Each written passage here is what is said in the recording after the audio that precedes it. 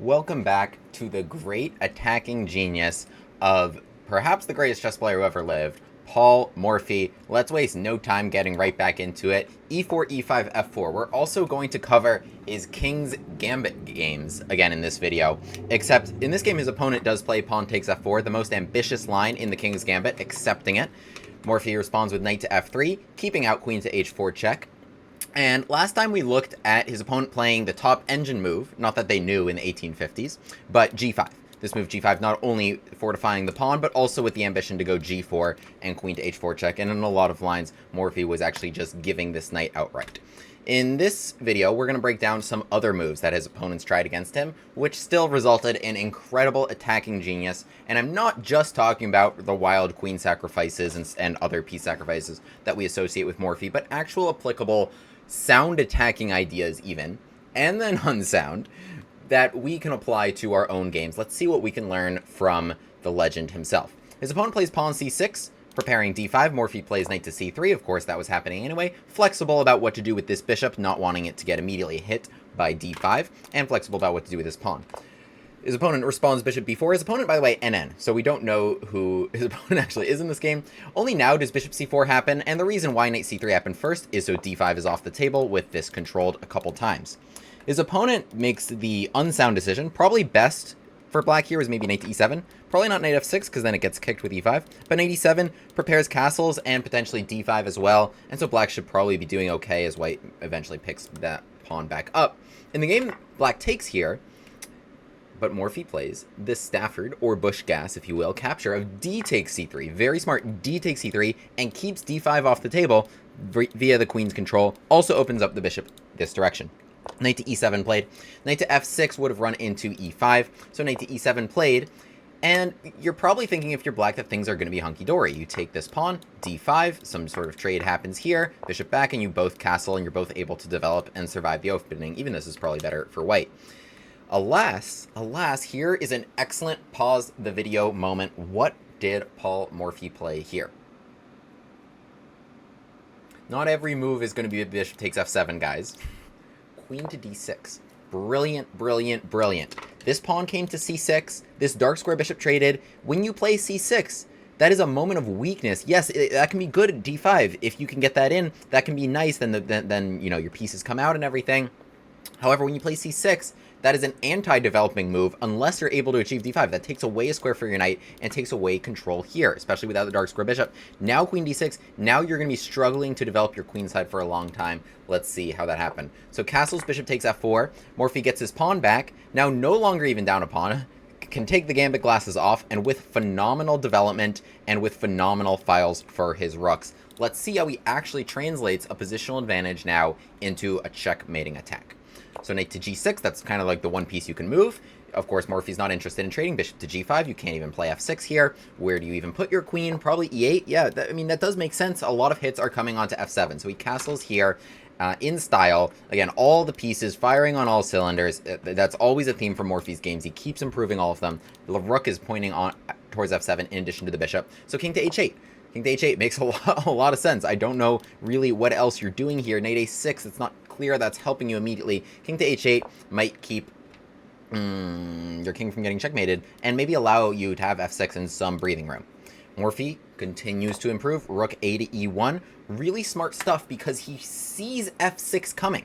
He sees f6 coming with the king stepping out of the way. And here is another brilliant move that I would recommend you to pause the video to find. So we have all the pieces in great squares, and as soon as that happens, tactics are possible. e5. Brilliant. Brilliant. So what's going on here? This pawn is hit, and if trades happen here, that's going to spell bad news for black, particularly with checkmate coming on the back rank. Okay, what if you take the bishop, right? Knight takes g5, and it's just like, what do you do? What can you possibly play here if you're black to hang on in this position? Knight f7 is inevitable. If you trade here, that's not really helping you. It's still coming. Takes and rook f8 still coming in any case here. h6 is not helping matters. Knight f7 or bishop to f7, and that knight is going to be eliminated. So really hard to recommend something, let's say, like knight to a6, but still knight to f7 check. Still, knight to f7 check, that's probably going to be something you have to take here, and then, you know, you win an exchange and more.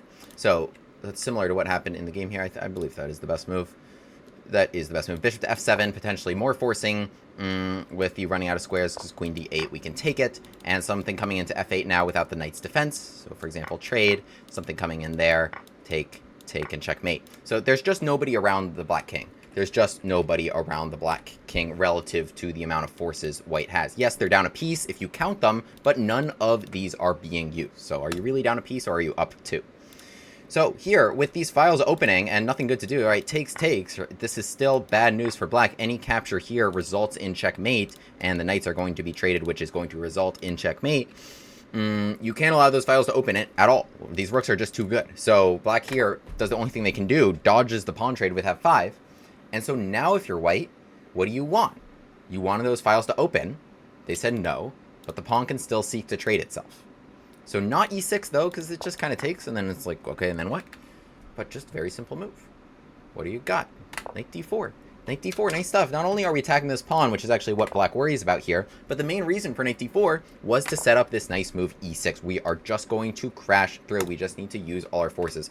I'll note here, a lot of things were good. Bringing the rook to h3 and then bishop to d3 was also going to be devastating. When you have that much extra pieces, things will work out for you. But he just crashes through right away. So e6, threatening e7, which will just trap the rook and run it straight out of squares. So you got to take it. Knight takes e6. Black is able to make a trade, finally, of a terrible piece for a much better piece, but it's at the cost of white completely crashing through here. Rook takes e6. Queen to c8 chosen. That was really the only square, because you come to d7, I can play rook takes g6 with my queen still defended, and your rook hanging here, so white would go up a knight at minimum. So queen to c8 chosen to hang onto the rook. Alas, rook takes g6 is still very possible here. Morphy, that is their first sacrifice of the game. Unless you count playing the King's Gambit, that's actually his first sacrifice of the game, and it's really not much of a sacrifice, actually, because queen to h5 that's going to be checkmate. Not much you can do to hang on here if you're black. Queen to g4 would result in bishop to d3, and that's still going to be checkmate. So queen to f5 played, which is actually maybe the most stubborn defense, because queen h5, now there's queen h7, and it looks like black is potentially trading queens, but of course Morphy foresaw all of this. I'll just have you calculate from this position, white to play and win. Pause that video. We're going to be back. If you're wondering whether it works, it does. If you're wondering whether it works, it does. It's harder to be in white's position and not know that there's a tactic, and maybe you calculated down the wrong thing, but rook takes f4. It's the answer. It's the answer. There's really only one thing black can try here, right? I mean, rook h4, among other things, are coming in this position. Black tries to take the queen. Rook takes f8, so there's no longer checkmate, because queen h7, and here black is actually up material. So rook takes f8, but Morphy calculates this all beautifully. Bishop to g8, just beautiful, it's like geometry, symmetry of all these pieces. He uses every single one of them so effectively. Black is out of squares here for the king, has to come back, now pulls back the bishop for a discovered check, trades here, and black resigns because, oh, by the way, your last two pieces, I can win them easily. Rook takes b8, and I'll have a bishop for nothing, and that is plenty to make you resign. So beautiful, beautiful stuff. Just a gorgeous attack all the way through. This is how you should play chess. Knight c3 to set up bishop c4, so there's no d5. D takes c3, really smart stuff, opening the bishop and the queen. Queen d6, shoving that in your face. Your development is blocked. How am I going to take advantage of that? Well, I'm bringing my rooks. I'm trying to open things. I'm calculating correctly. Boom, right in your face. Sacrifice here when your king has no defense, and then again, correct calculation to finish this off and just be up a piece in the endgame. That's all you need to do to win. Beautiful. Beautiful, beautiful. Okay, what happens when Morphy's opponent is better than NN? This is the last game I'm going to show you, actually. Where Morphy is white in the King's Gambit. The next games I'm going to show you, Morphy is actually black in the King's Gambit. Because I'm always very interested, okay, so someone loves this line, they play it, right? And it works out great. What happens when they take black, right? Is the line just that good, or is he just that good? Spoiler alert, he's just that good. Okay, this time his opponent has a name, Theodore Likenheim, who's actually one of the best players in America at the time. I say one of because obviously the best was Morphy himself. And this move d5 is actually a rather challenging move. d5 right away in the King's Gambit, it like sort of gives back the pawn a little bit, and it gives black some development, right? So maybe his opponent will survive the opening here. Bishop to b5 check. Makes this not so easy to just eliminate. c6, not a bad choice by black. Takes, bishop to c4.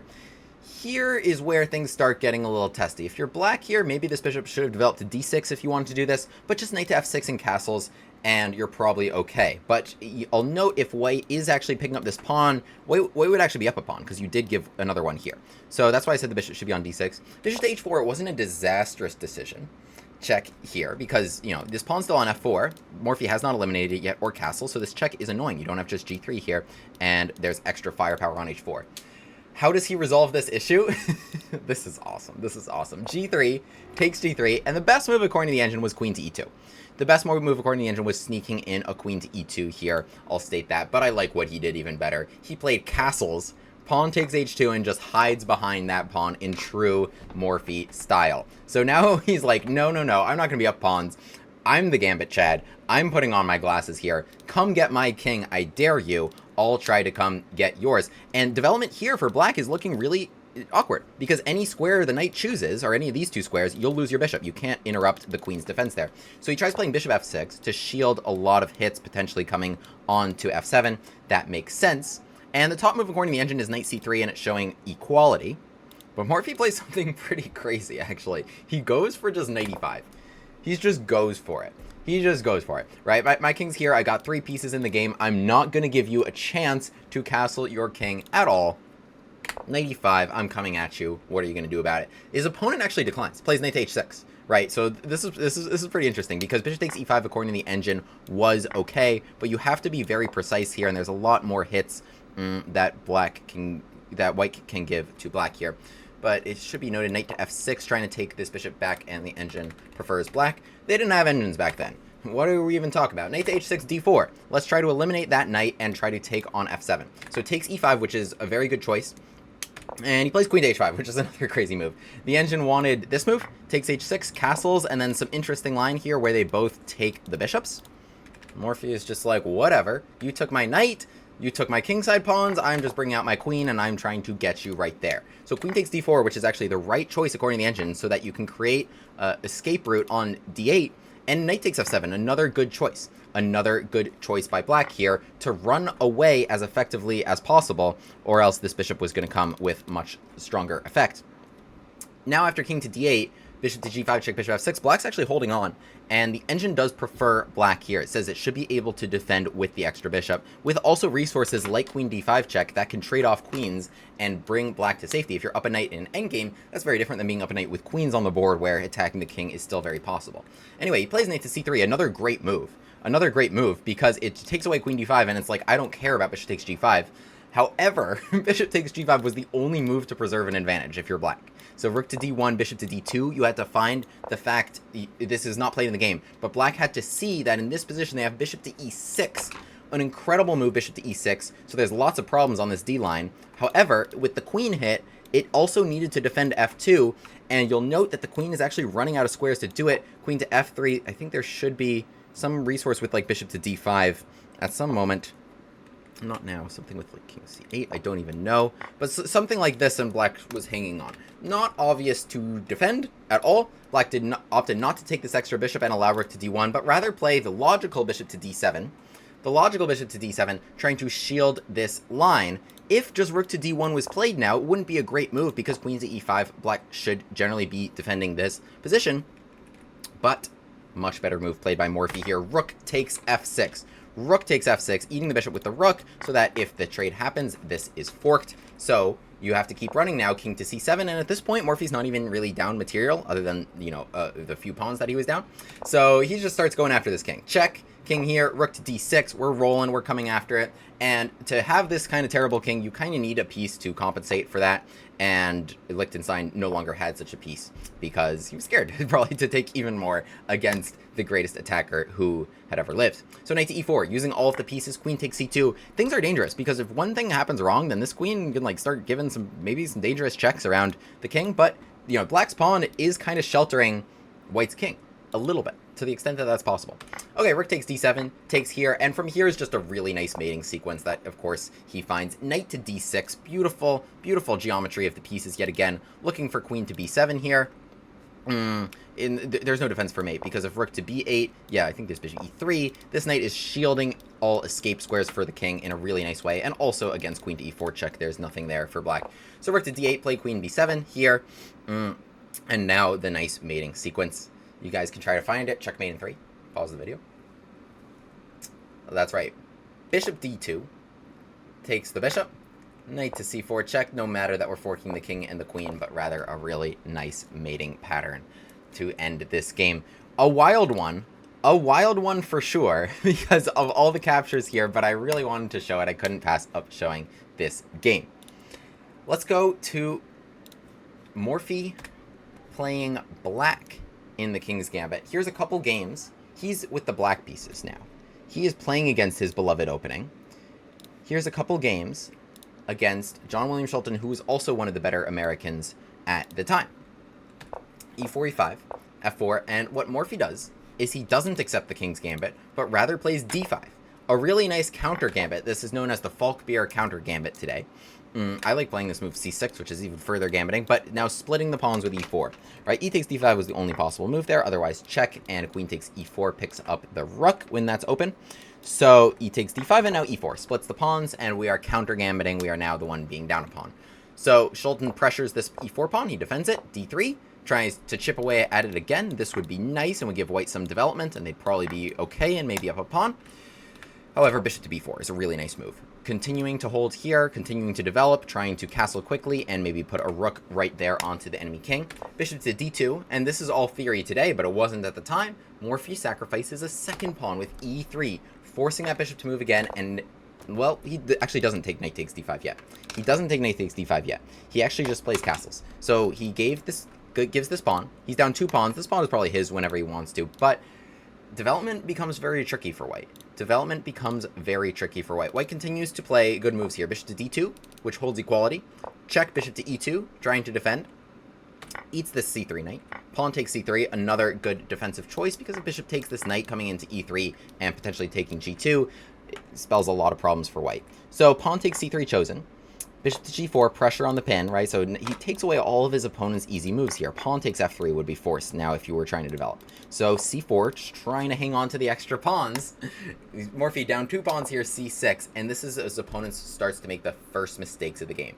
His opponent plays pawn takes c6, allowing the development of knight takes c6 and king to f1, trying to be up 2 pawns and sidestep the pin. Better for white was like h3, trying to force this trade to happen. Just allow c takes d5 and then maybe castle with your life still intact. Alas, pawn takes c6, knight takes c6, king to f1, sidesteps this pin, but does not sidestep a different pin. Rook takes e2, and knight to d4. Excellent follow-up here with a very, very strong threat here. So he's down now in exchange and a couple pawns. It doesn't matter because he's completely winning now as a result of his opponent's one mistake. There's nothing you can do to defend e2. You don't have any rooks in the game. You don't have castles or rook coordination to add some defense here. You've got to just flee. Bishop takes e2 played, king up, check here, and now here comes the checkmating sequence. You might be able to guess how this begins. This looks a lot like a lot of Bush gas lines, I will say. Yeah, it was knight to f3 check. Knight to f3 check, really, really nice stuff. Just to clear that square for the queen, king's able to step up, but Morphy is going to track down this king. This move is really nice to finish the game in just a couple moves. Knight to e3, giving these as possibilities. Queen to g4 being the primary threat. That gets taken away, but the knight was chosen for the e3 square because of this resource. Knight to f5, king steps up, and now queen to h5 is checkmate. Another beautiful masterpiece by the legend himself.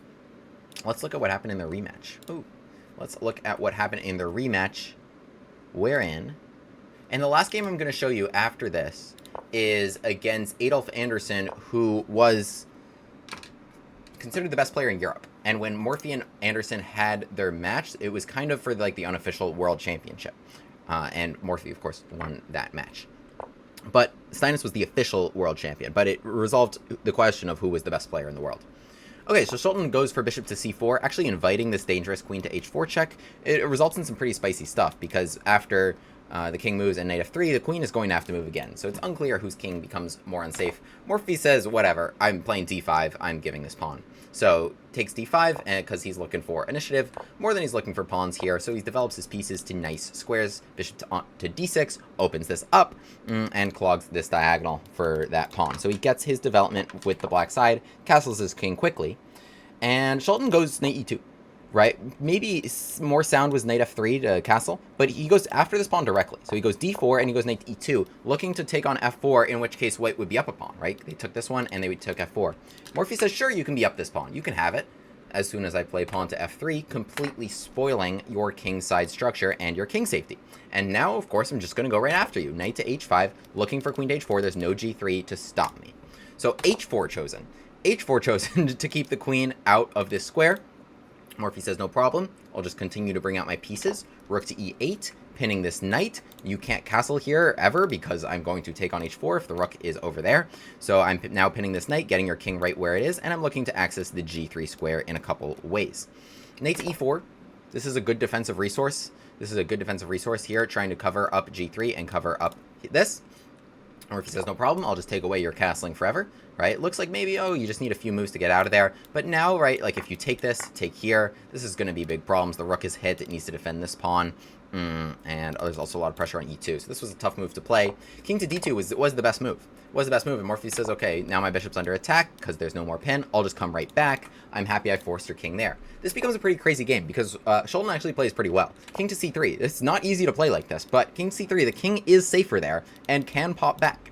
So interesting stuff. I mean, Morphy's like, I'm coming after you. I would come after you here, I'll come after you here, I'll come after you here, right? So queenside was where he was weakest, where he was least developed. He's like, I don't care. I'm giving this pawn. I'm giving these pawns. Let me open this up to come get you, please. Good move here by Schulten. Knight takes d6, eliminating that bishop. Or else queen to a5 check and queen to b4 was going to be checkmate. So you had to take that bishop, queen takes d6, and then bishop to a4, which was the big mistake. The best move, and you can't really take this either because knight takes c6 is just too many open lines with queen to b4 in tow as well. So there's just too much here for white to survive. The best move was bishop to d3. The best move being bishop to d3 because, and you'll note why, after bishop to a4, the move Morphy finds, this bishop has not really been doing so much all game because there's not been a whole lot this way, but there's something this way. Bishop to a6, you need to keep that diagonal if you're white. Here's why it becomes such a big problem. The knight really has no squares to move to, because this knight controls these. So rook to e1 was forced. Now simply knight to d7. Again, offering this pawn. Do you want it? I don't really think so. Knight to b6, this is just going to kill you with the bishop hanging with knight to d5 and other mate threats. So knight d7, he's like, you can have my pawns. I'm looking for development and to get your king. b3, good move. Trying to pop back, right? Maybe you can survive if you pop back. So knight to b6 coming after you. Okay, you can't really survive if this gets torn open. That's going to be check and mate here on c3. Or just mate right away, queen b4. So that's not really possible. Bishop takes c6 then is forced. He's forced to be up 5 pawns, or 4 pawns on this part of the board. Rook to c8. Rook to c8. The engine, for whatever reason, likes rook e to c8. It's not so obvious, but rook a to c8, you can't fault anyone for that at all. And here, this is actually the crazy line.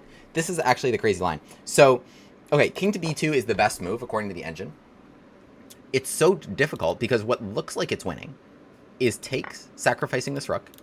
Pawn takes, bishop takes e2, rook takes e2, knight to a4, check. This would be a beautiful way to end the game. I think both sides saw it.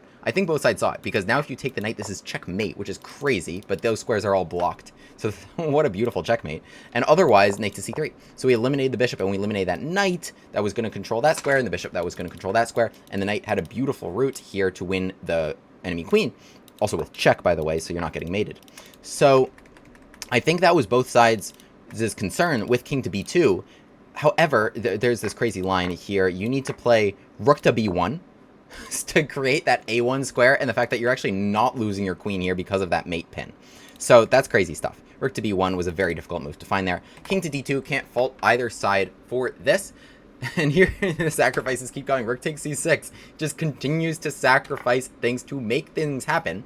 It's not just for no reason. It's all to improve pieces and with precise calculation. So take c6 to open up, take e2, so that pawn moved, that knight is gone, and now we have queen takes d4. The king needs to keep running, And rather than even grabbing this rook, even more precise was queen g1 check and rook to d8. And also, I'll note, rather than even grabbing this queen, I'll show you the whole rest of the game. It's not much. Queen to c5 and knight to a4.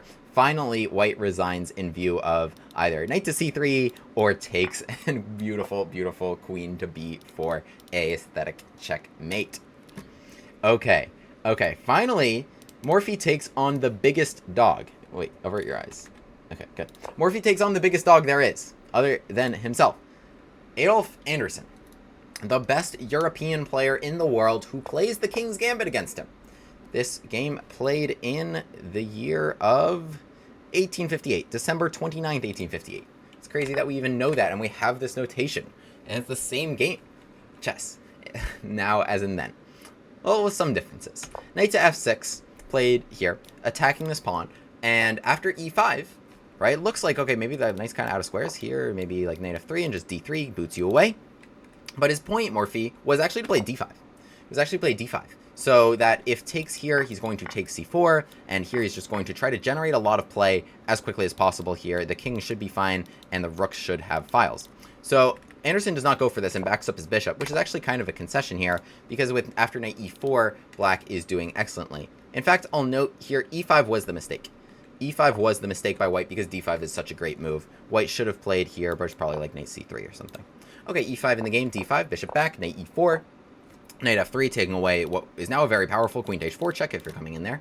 So bishop to g4, pinning that knight, and a c6, putting pressure here. Just great stuff, and already Morphy's pieces are much better. He's also still up a pawn by count, so things are looking pretty good for him right off the bat. Bishop to a4, it's not clear what you were supposed to do defending this pawn. Like d4, for example, you can take that, and bishop to c5, winning the queen here with the pin. This knight was pinned, so knight takes d4 wasn't even possible last turn. So all of black's pieces here are actually working beautifully for that capture to work. Bishop to a4, trying to eliminate that knight. No worries, he actually plays g5, which is pretty crazy. But it's actually the best move according to the engine, just fortifying his extra pawn. Takes, and d4. Finally, he achieves d4. d3, the knight did have squares and could have zigzagged down here. So d4 now, when that's not hanging, he comes after you. c5. So it's like, where does black's king go? He's like, no worries, where's your king going to go? I'm playing bishop takes c5 and going to run you over in this direction. So I don't know whether you should try this at home, kids, but he certainly tried it and it worked out for him. So bishop to e7, b4, it's not really so easy to recommend anything for white. I mean, all of black's pieces are so perfect, and it's not clear where these pieces are going. This pawn is actually looking quite solid, and there's some hits here on d4, so you can't really play c4. b4 played, trying to generate something to open lines on the queen side. Takes, and he castles short. He's like, okay, yes, I've played g5, but attacking is about resources, and I have all the control on this side of the board. How are you ever going to get over here? Spoiler alert, you're not. So queen to b3 play, trying to sidestep the pin. Rook to b8, just improving all your pieces. Forces a3, and also sets up, does rook to b8 with the pin on the b4 pawn. It also sets up c5 really nicely. So takes, there's now bishop takes c5, looking at knight to f2 because of the pin right here. So that is excellent stuff. Just using all the pieces and causing more problems. Remember, he's up a pawn here. He won't be for long, don't worry. So trades happen here. He wins another one on b4. Queen to d3, a5, just keeps that solid, so he's not losing this one.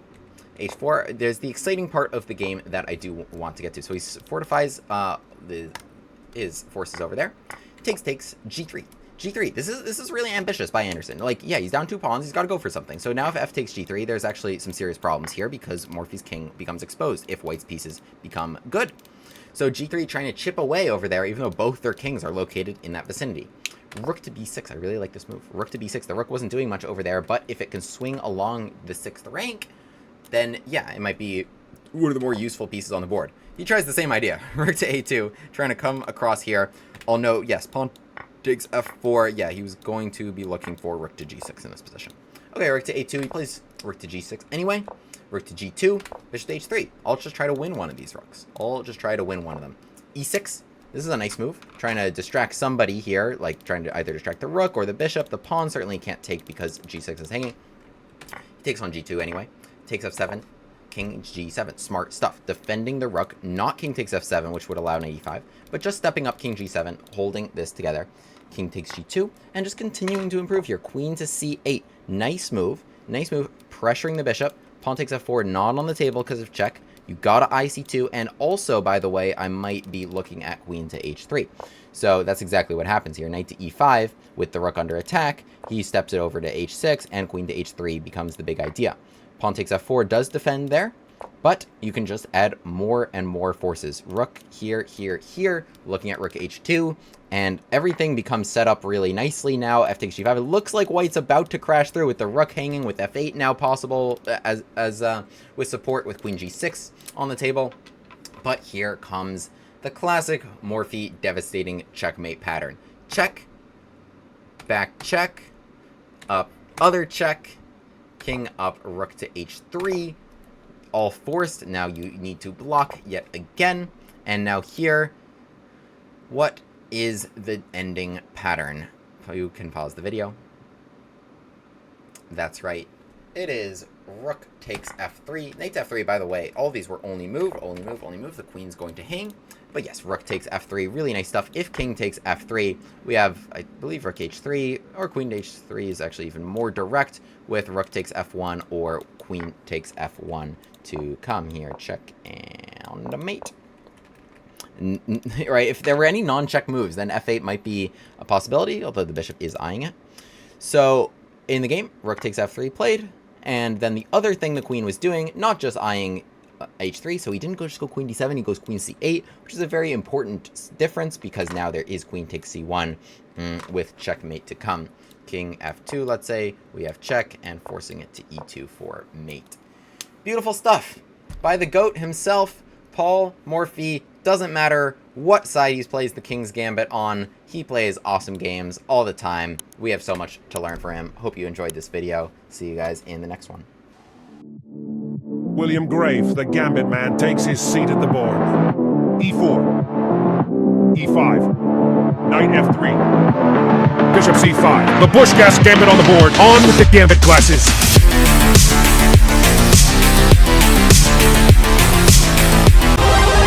Hero Pod unlocked!